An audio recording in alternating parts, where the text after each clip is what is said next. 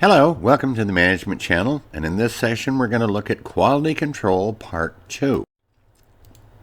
We're going to look at quality control and the inspection process.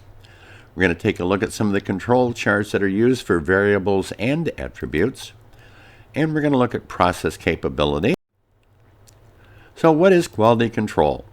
It's the process that evaluates the outputs relative to a standard and then takes corrective action when the output doesn't meet those standards. Or the process to ensure that the product produced meets the designated specifications and meets or exceeds customer expectations. The phases of quality control: acceptance sampling, inspection of lots before and after production; process control, doing inspective and corrective action during production; and the most progressive is continuous improvement, whereas quality is built into the process. So for inspection, it's involving examining items to see if an item is good or defective. You want to detect a defective product, but it does not correct deficiencies in the product or product, and it's expensive. The issues are when to inspect, where in the process to inspect, and you should be inspecting incoming supplier product. So, first of all, at the supplier's plant while the supplier is producing. At your facility upon receipt of goods from the supplier, which would be raw materials and supplies. Do so before costly or irreversible processes. During the step-by-step production process. Inspect when production or service is complete. And inspect the final product before you deliver it to your customer. Now there's centralized and on-site inspection.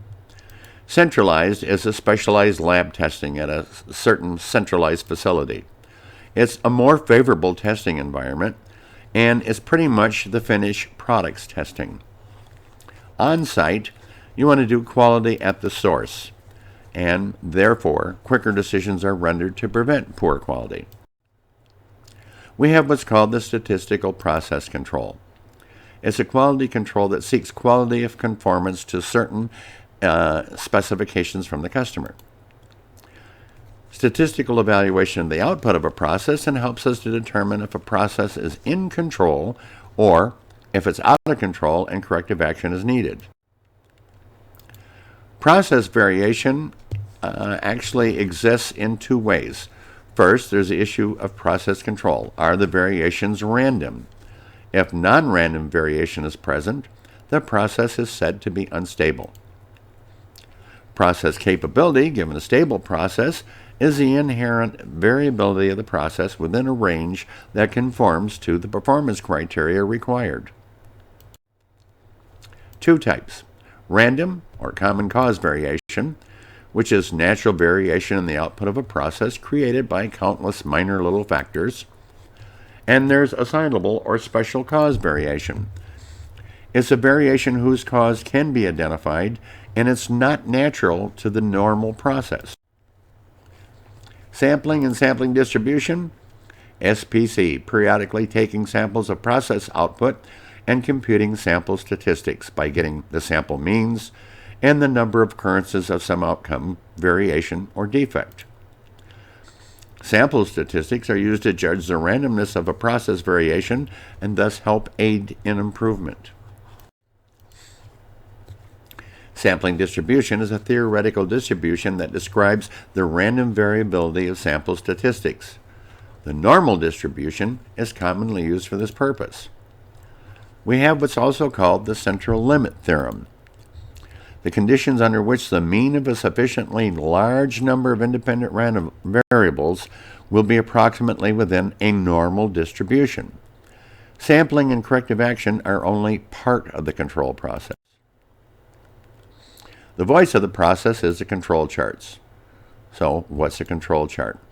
It's a time-ordered plot of representation sample statistics obtained from the ongoing process of measuring and getting the sample means, used to distinguish between random and non-random process variation. Control limits are the dividing lines between random and non-random deviation from the mean of the distribution. The upper and lower control limits define the range of acceptable variation. The upper control limit is as far as the product can reach and still be a good product. Same with the lower. So everything must run between the standard and hopefully parallel along close to the mean. Control charts for variables. Variables generate data that are measured. There are mean control charts used to monitor the central tendency of a process called an X-bar chart. A range control chart is used to monitor the process dispersion, or the range of variation. When establishing control limits, you take a look at the average of the sample means.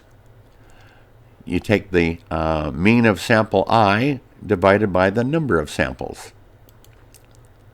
For the range, you take the average of sample ranges and the range of sample Ri.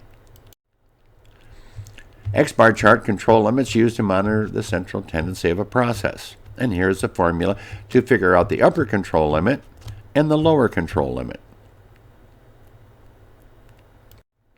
Range chart control limits are calculated in this manner.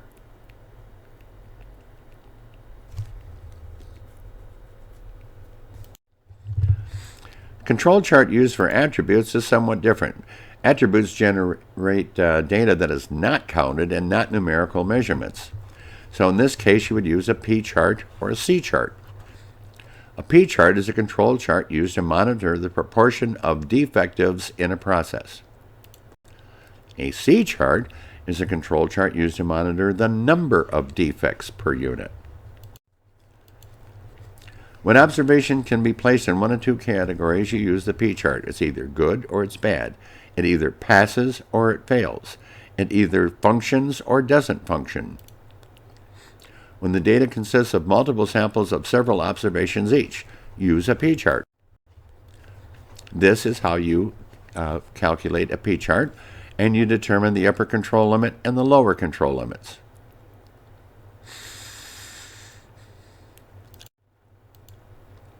C chart you use only when the number of occurrences per unit of measure cannot be counted. Non-occurrences cannot be counted, such as scratches, chips, dents, or errors per item, cracks or faults per unit of distance, breaks or tears per unit of area, bacteria or pollutants per unit of volume, calls, complaints, failures per unit of time.